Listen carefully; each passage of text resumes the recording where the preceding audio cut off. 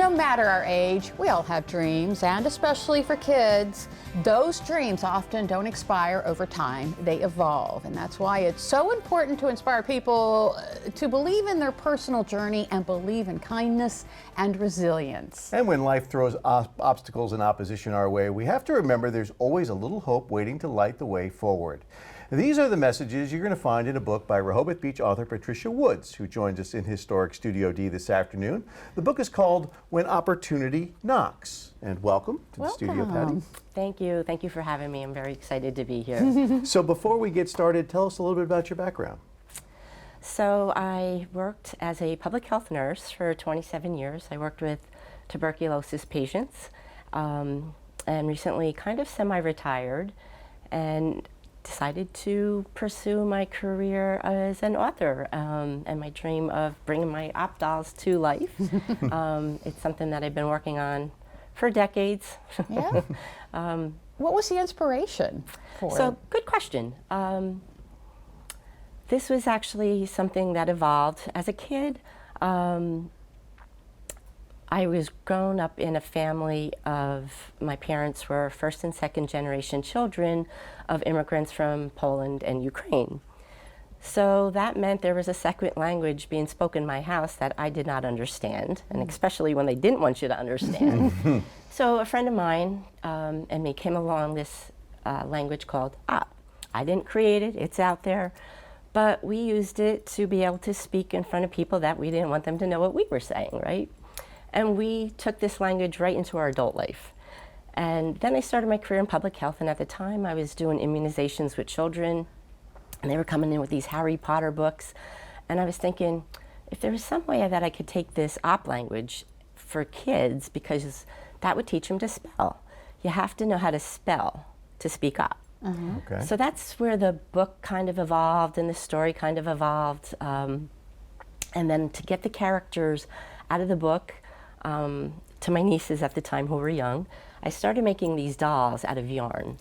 And it sat on a shelf for decades. Well, tell us about the characters in the book that became the dolls. Yeah, so my husband then found out about self-publishing, right? He's my biggest supporter and editor. So he self-published the book on Amazon. And the dolls came to fruition, and I started with hope. Now, you would think that I would have started with opportunity, since it's literally in the title, right?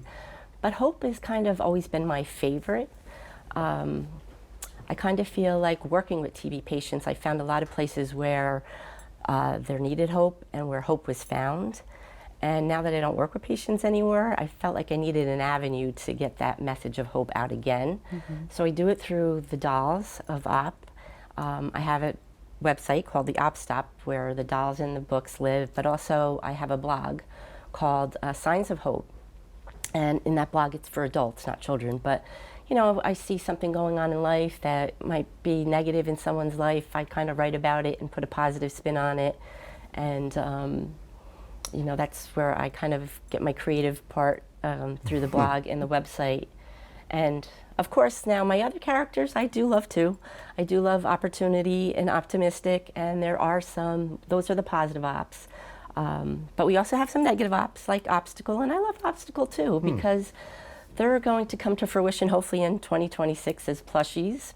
And they're hopefully going to be a reminder to, you know, look for the good and remember to believe in your journey, and, you know, we can overcome obstacles. That's wonderful. Obviously passionate about this book and the dolls and the message. You also are passionate about giving back. I am. Tell us about that. I think when you have opportunities in life, it's really important to give back. And that's why we like to donate to 3 of my favorite charities. I like to call it Reading for Children, Pets, and Vets. The children part is St. Jude's Children's Hospital. Again, being a nurse and seeing children with illnesses, I think it's really important for them to have hope. But I'm also an animal lover, and every animal I have, except for one very spoiled pug, have been rescues. So we do donate to the Humane Society, and my dad was a World War II vet. My grandpa was a World War I vet. So I think it's really important that we respect our vets and give back to our veterans.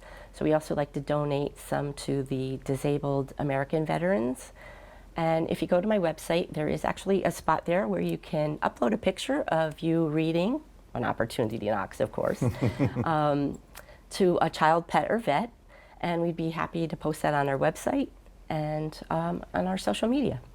Wonderful. The book is When Opportunity Knocks. How can we get our hands on this book? That's a really good question. So you can go to the website, the OpStop, to buy the book. And if you go to the OpStop, you can get the book, which you get a signed copy. You could get just the Hope doll, or if you want it bundled, you could get all three. Or if you want to get it immediately, you can download it right now from Amazon Kindle, or it's also on Amazon. Wonderful. Patricia, thank you so much for coming in and telling us about When Opportunity Knocks. And we'll have information that you just gave us about how you can get a hold of your copy. Thank you guys. Thanks for having me.